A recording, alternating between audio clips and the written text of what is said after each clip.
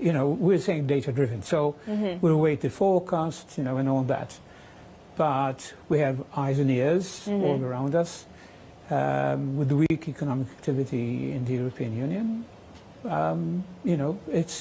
it would be where we wanted, demand to soften. Whether it's a hard or soft landing, that's another issue. But, it's so. If things are moving in the same direction down, for inflation, I don't think there would be any other rate hikes, But again, as I said, unless there are surprises. Yeah, and where do you think those surprises could come from? Because now there's quite a lot of focus on oil prices, all of this geopolitical tension. What concerns you the most?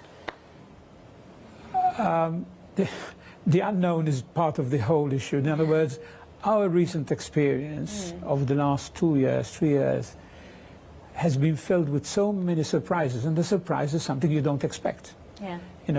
Even our focus going haywire, we're always surprised with the results, sometimes pleasantly surprised, sometimes disappointingly surprised, but surprised. So surprised is you didn't expect it. Of course. So now that you're so wise that you expect, I can't tell. I mean, I don't know whether, for example, the war going on, at the moment it's sort of localized, but hopefully it won't spread.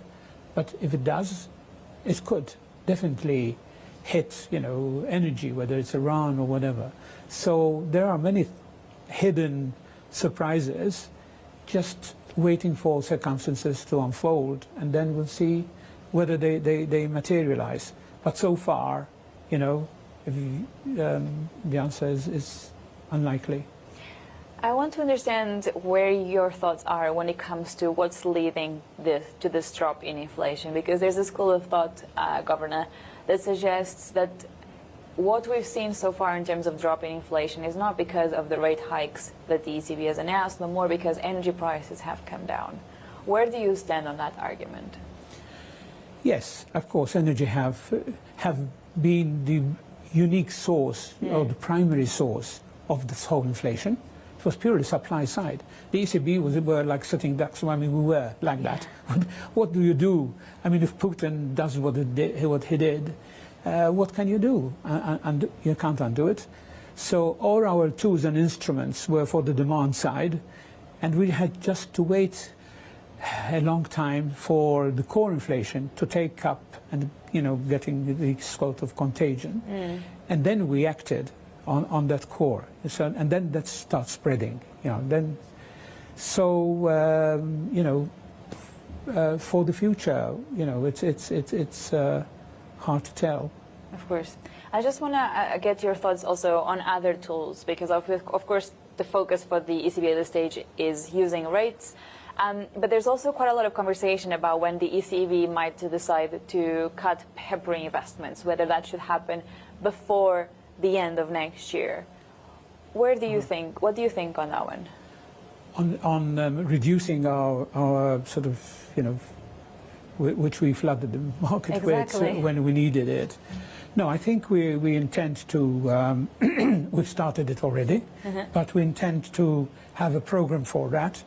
And I fully agree. We have to be careful. Things won't happen like in the UK, for example, where pensions were affected and so on. So you get collateral damage. You have to watch for that.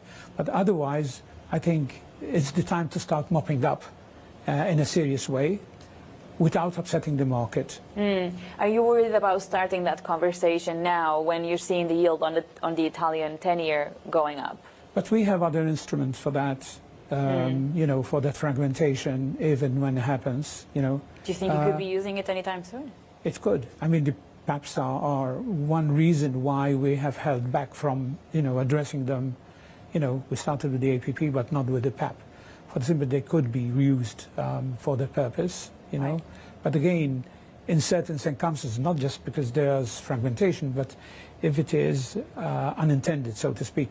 Okay. It's not when it's the fault of the government or lack of fiscal, because they are the other side, the fiscal side, and the governments have to do their own thing as well. And hopefully, they agree on the scheme, which we are waiting, because that would have an effect on inflation as well.